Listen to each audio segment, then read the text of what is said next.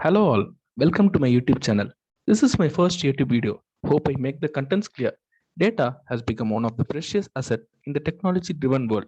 Many firms has inculcated data science into most of their projects they are working on. The study of data and predicting using models created by that data has become a value added process in the most of the firms. Some people out there you must have heard the word EDA. Yes, it's exploratory data analysis, one of the most important procedure in data preparation and data analysis. EDA is performing initial investigations on data so as to discover patterns, to spot anomalies, then what, and to test hypotheses and to check assumptions with the help of summary statistics and graphical representations. So we are not going to deep into EDA today. Instead, I mentioned a word while defining EDA. Did you guys hear it? Yes, it's graphical representations. It's a vital process in EDA where we run a set of algorithms to create visuals using the dataset we have. So why we need graphical representations?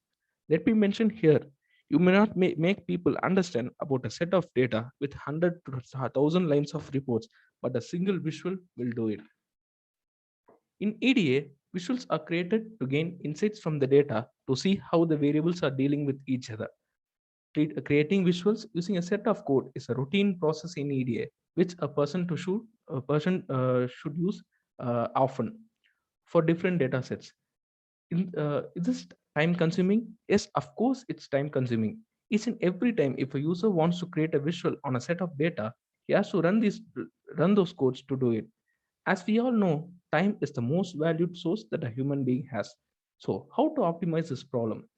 Here, I have created a function which optimizes this very exclusively.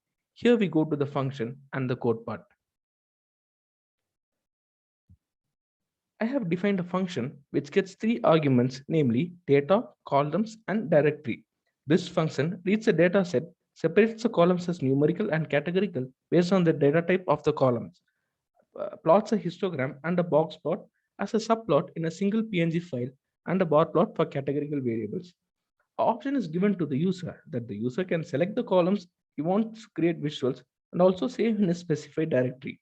If the user wants to create visuals for all the columns and did not mention any directory in the when you can call the function, then I have used a default argument which includes all the variable of data of the data set, and the PNG files will be saved in the system's working directory. Let's see how the code content. Primarily, I have created two lists, one for the column name of the numerical variables and other for the categorical variables. If the user is not specifying any columns, the data type of each variable is taken. If the data type is an object, which is equivalent to a string, then they are segregated as categorical data and the rest are allocated as numerical data.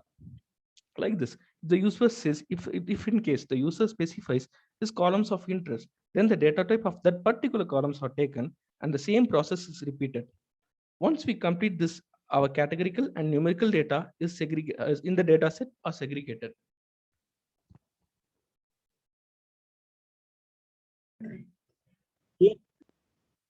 This for loop for iterating through the list of numerical variables.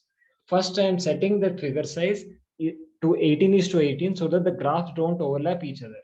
Now I'm using subplot function from matplotlib library to plot two graphs in the same image file. Then I'm plotting the histogram for the respective numerical variable and setting the X label, Y label, and the title. And then I'm plotting a box plot as well and setting its title. Then I'm saving the image file with its respective column name in the directory specified. If not specified, then it gets saved in the working directory.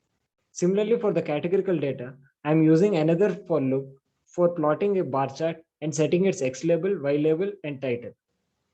Finally, I'm saving the file with the column name in the respective directory in the .png format. After all, we are done with the code. Now let's check how the function is working. Before calling the function, I'm taking a data frame of interest. Now I'm calling the function by giving data frame and a list of column names, but I'm not giving the path of directory. So the image file gets saved in the working directory. Now let's call the function. Now let's check by going into our working directory. These are the image files. Let me open a file.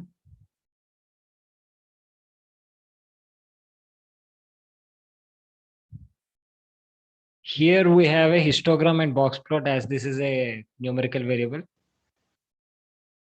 Let's check for categorical variable, and here we have a bar plot for it. Now let's try again by not giving the column names. So the graphs will be displayed for all the columns.